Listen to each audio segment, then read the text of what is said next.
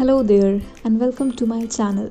My name is Ayushi and I will be helping you in making your content in a much more easier way with the help of a graphic designing platform called Canva. Canva is made for you to explore, experiment and enjoy the design process. Start small and add in things as you feel it comfortable. Be it some presentation, flyer, resume, invoices and brochures for your workplace or some social media content like Instagram stories, highlight cover, YouTube thumbnail, banner, Facebook cover and much more. Canva can really help you sort everything out. It has made designing more fun, quicker and affordable. You've got a huge range of cool templates in every category. You just need to name it.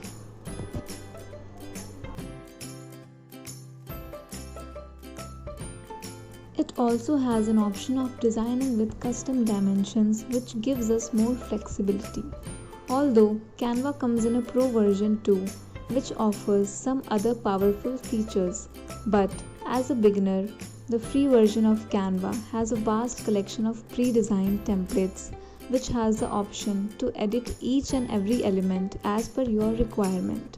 Add in videos, audios, motion graphics and whatever comes to your creative mind. That's it for today.